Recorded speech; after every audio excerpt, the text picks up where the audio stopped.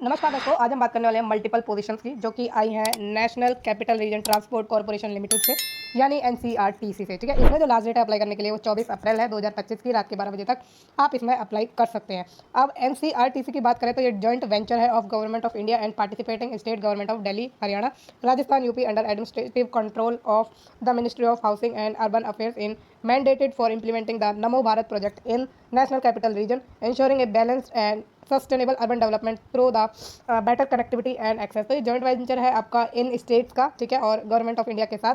ये administrative control करेगा, administrative control के अंडर है किसकी? Ministry of housing and urban affairs की, जो कि इंप्लीमेंट करेगा नमो भारत प्रोजेक्ट इन एनसीआर। ठीक है, तो ये आपका बॉडी गवर्नमेंट ही मान लीजिए, बॉडी नहीं है, जॉइंट वेंचर गवर्नमेंट है। और आगे बात करें कि इसमें कितनी वैकेंसीज ऑफ नंबर है, तो टोटल 70+ है, तो बहुत अच्छा नंबर है ये। वैकेंसीज का आपको एक वैकेंसी चाहिए, एक ही वैकेंसी के लिए आपकी क्या है, सीट पक्की है, तो डेफिनेटली आप इसे लेने वाले हैं। और बात करें कि कौन कौन सी पोस्ट है आपकी और उसके लिए क्या क्वालिफिकेशन आपको चाहिए, तो जानते हैं कि क्या चीज़ें कैसे हैं। ठीक है, जूनियर इंजीनियरिंग की पहली पोस्ट है इलेक्ट्रिकल में। पोस्ट कोड भी आप देख लेना क्योंकि फॉर्म भरते वक्त आपको काम लगेगा इसका।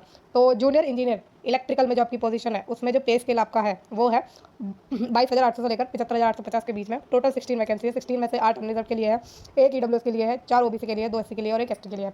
जूनियर इंजीनियर इलेक्ट्रॉनिक्स में बात करें तो इसमें भी सेम आपका पे स्केल है। टोटल 16 नंबर ऑफ वैकेंसीज है, 8 अनरिजर्व के लिए, उसमें से एक ईडब्ल्यूएस के लिए है, 4 ओबीसी के लिए है, 2 एससी के लिए है और एक एसटी के लिए है। जूनियर इंजीनियर मैकेनिकल में इसमें भी आपका सेम पे स्केल है। टोटल 3 वैकेंसी है, तीनों की तीनों अनरिजर्व के लिए है।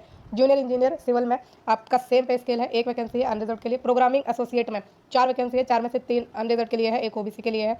फिर नेक्स्ट है असिस्टेंट एचआर की पोजीशन, टोटल 3 वैकेंसी है, तीनों की तीनों अनरिजर्व के लिए। असिस्टेंट में पोजीशन आपकी है कॉर्पोरेट हॉस्पिटैलिटी के अंडर, एक वैकेंसी अनरिजर्व के लिए। अच्छा, इसमें पे स्केल मैंने आपको बताया नहीं। असिस्टेंट एचआर में 20,250 से लेकर 65,500 के बीच में सैलरी आपको मिलेगी। और जो असिस्टेंट कॉर्पोरेट हॉस्पिटैलिटी है उसमें 20,250 से लेकर 65,500 के बीच में आपको सैलरी मिलेगी, यानी पे स्केल सेम है। जूनियर मेंटेनर इलेक्ट्रिकल में टोटल जो 18 वैकेंसी है उसमें से 10 अनरिजर्व के लिए है, एक आपकी ईडब्ल्यूएस के लिए है, 4 ओबीसी के लिए है, 2 एससी के लिए, एक एसटी के लिए। पे स्केल इसमें है आपका 18,250 से लेकर 59,200 के बीच में, यानी 59,200 के बीच में। फिर जूनियर मेंटेनर मैकेनिकल की पोजीशन है, इसमें भी पे स्केल सेम है आपका। 10 वैकेंसी है, 10 में से 6 अनरिजर्व के लिए है, एक आपकी है ईडब्ल्यूएस के लिए, 2 ओबीसी के लिए, एक एससी के लिए। ठीक है, तो टोटल 72 वैकेंसी है आपकी। आगे बात करते हैं क्वालिफिकेशन की कि इसमें आपको क्या क्वालिफिकेशन की नीड है। तो जूनियर इंजीनियर इलेक्ट्रिकल में 3 साल का डिप्लोमा चाहिए इलेक्ट्रिकल इंजीनियरिंग में, और जूनियर इंजीनियर इलेक्ट्रॉनिक्स में इलेक्ट्रॉनिक्स इंजीनियरिंग का 3 साल का डिप्लोमा चाहिए। जूनियर इंजीनियर मैकेनिकल में 3 साल का डिप्लोमा चाहिए मैकेनिकल इंजीनियरिंग में। जूनियर इंजीनियर सिविल इंजीनियरिंग में 3 साल का डिप्लोमा चाहिए। प्रोग्राम एसोसिएट में 3 साल का डिप्लोमा चाहिए कंप्यूटर साइंस में, आईटी में, बीसीए में, या बीएससी आपने की हो कंप्यूटर साइंस में, या बीएससी की हो आईटी में। ठीक है, तो 3 साल का डिप्लोमा आपका इनमें से किसी एक फील्ड में होना चाहिए, या बीएससी की डिग्री आपने ली हो कंप्यूटर साइंस या आईटी में। फिर असिस्टेंट एचआर की बात करें तो 3 साल की ग्रेजुएशन बीबीए में है या फिर बीबीएम में आपकी होनी चाहिए। ठीक, असिस्टेंट कॉर्पोरेट हॉस्पिटैलिटी में ग्रेजुएशन मांगी, होटल मैनेजमेंट में या इक्वलेंट आपके पास क्वालिफिकेशन होनी चाहिए। जूनियर मेंटेनर इलेक्ट्रिकल में आपके आईटीआई का सर्टिफिकेट होना चाहिए इन इलेक्ट्रिकल ट्रेड या किसी इक्विवेलेंट में। फिर जूनियर मेंटेनर मैकेनिकल में आईटीआई का सर्टिफिकेट होना चाहिए फिटर ट्रेड में या किसी इक्विवेलेंट ट्रेड में। ठीक है, ये आपकी पूरी क्वालिफिकेशन होगी। पोस्ट वाइज एज लिमिट की बात करें तो 25 साल है सभी में। ठीक है, सब में आपकी 25 साल की एज लिमिट है, और रिलैक्सेशन मिल जाएगा कैटेगरीज को, क्योंकि ये गवर्नमेंट का जॉइंट वेंचर है, गवर्नमेंट की ही वैकेंसी है ना। तो रिजर्वेशन जैसा भी मिलता है आपको पता है, एससी एसटी को 5 साल का मिलता है, ओबीसी को 3 साल का मिलता है, और पीडब्ल्यूडी में कैटेगरी वाइज 10 16 जितना भी साल का मिलता है वो मिलता ही है। अब देखो यहाँ पर दिखाई आ गई, लिखा है, तो इसमें जो आपकी पीडब्ल्यूडी अनरिजर्व ईडब्ल्यूएस उसमें 10 साल का मिलेगा, पीडब्ल्यूडी ओबीसी एनसीएल को 13 साल का, पीडब्ल्यूडी एससी एसटी को 15 साल का। बाकी मैंने आपको बताई दिया, एससी एसटी को 5 साल का, ओबीसी को 3 साल का क्या मिलेगा, रिलैक्सेशन मिलेगा। अब इसमें अपर age limit shall be relax by length of military service increased by 3 years in the case of ex serviceman. तो एक्स सर्विसमैन जो होंगे मिलिट्री के, जितने साल के भी उन्होंने सर्विस देंगे, प्लस उसके साथ 3 साल का जो है रिलैक्सेशन उन्हें मिल जाएगा।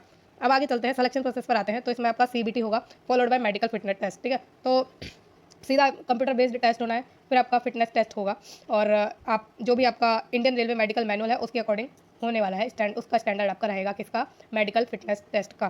Syllabus of the computer based test will be hosted on the NCERT website separately. तो अलग से आपको मिल जाएगा सिलेबस, इसकी वेबसाइट पर आप जाके चेक कर सकते हैं।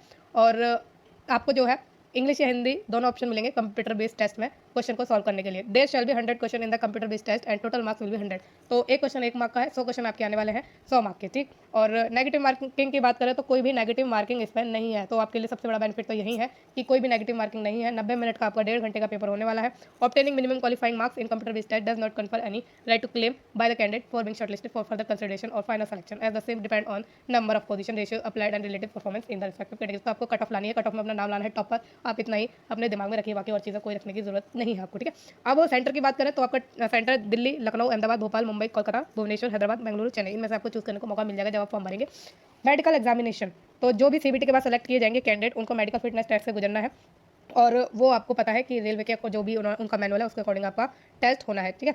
तो प्रोबेशन पीरियड भी आपका 2 साल का है और सिक्योरिटी बॉन्ड आपको लगेगा अगर आप पहले छोड़ेंगे। जितना भी आपका उसमें रहेगा कि आपको 3 साल कंपलसरी देना, 2 साल, तो अगर आप उससे पहले छोड़ेंगे तो आपको क्या देना पड़ेगा, सिक्योरिटी बॉन्ड देना पड़ेगा, है ना। तो बस इतना ही है आपका इसमें क्या सिलेक्शन प्रोसेस।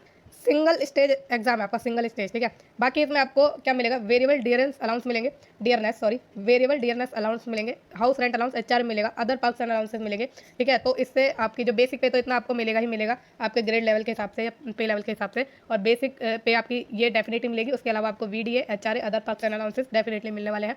तो सैलरी आपकी अच्छी खासी बनेगी, कम नहीं बनेगी, उसकी आप टेंशन मत लीजिएगा, ठीक है। आपको जो पोस्टिंग मिलेगी वो एनसीईआरटी के ऑफिस, वर्क प्लेस, प्रोजेक्ट कहीं भी आपको मिल सकती है, ठीक है। ट्रेनिंग की बात करें तो सिलेक्टेड कैंडिडेट जो है intensive on the job training जाएंगे, prescribe duration before posting at the job, ठीक है। तो ट्रेनिंग आपको मिलेगी और बेहतरीन तरीके से ट्रेनिंग आपको दी जाएगी इसमें। अब फीस भी आपको इसमें लगने वाली है। जो unreserved OBC, EWS, ex serviceman है उनको 1000 रुपये की फीस देनी है और उसके अलावा जीएसटी और प्रोसेसिंग फी भी आपकी लगेगी, ठीक है। एससी, एसटी, पीडब्ल्यूडी कैटेगरी को कोई भी फीस देने की जरूरत नहीं है। अब if candidate want to apply for more than one post, he she will have to pay application fee for each post separately. तो सबके लिए आपको अलग अलग अप्लाई करना है, अलग अलग फीस आपको भरनी है। लास्ट डेट मैंने आपको बताई 24 सॉरी ये अप्रैल नहीं है, स्टार्टिंग डेट है 24 अप्रैल आपकी इसमें लास्ट डेट है। ये आपका भरना शुरू होगा इस डेट से। अप्लाई आपको ऑनलाइन करना है, ठीक है। अदर मोड से कोई भी एप्लीकेशन फॉर्म जो है एक्सेप्ट नहीं की जाएगी। बाकी इसमें पूरी डिटेल दिया है कि कैसे कैसे आपको अपलोड करनी है, कितने केबी वगैरह में, तो इतना तो हमें नहीं जाना है। अच्छा, इसमें एक चीज़ इंपॉर्टेंट है कि मैपिंग ऑफ इंजीनियरिंग डिसिप्लिन। तो अगर आपकी ये डिसिप्लिन है, ठीक है, मैकेनिकल में ये सारे कोर्सेज हैं, इनमें से किसी एक कोर्स में आपने मैकेनिकल डिसिप्लिन में किया है, इलेक्ट्रिकल में ये सारे आपके क्या दिए हैं, कोर्स दिए हैं, ये कोर्स आपने कर रखे हैं, इलेक्ट्रॉनिक्स में ये सब दिया है। तो अगर इनमें से देख कर रखा है आपने तो आप इसमें फॉर्म भर सकते हैं, ठीक है। अगर आपने कुछ मान लीजिए इक्वलेंट जो लिखते हैं ना, उसमें इक्वलेंट में ये चीज़ें आ जाती है, तो आप देख लीजिएगा अपने अकॉर्डिंग कि आप इसमें क्या है, आपने किस उसमें की हुई है फील्ड में, ठीक है। तो हो गई आपकी सारी कंप्लीट डिटेल कवर। अगर आपको कोई डाउट है तो आप मुझसे कमेंट के द्वारा पूछ सकते हैं। बाकी आपको वीडियो कैसी लगी है मुझे कमेंट में ही बता देना, और प्लीज़ प्लीज़ प्लीज़ चैनल को लाइक, शेयर और सब्सक्राइब जरूर कीजिए, ज़रूर कर देना। Thank you so much.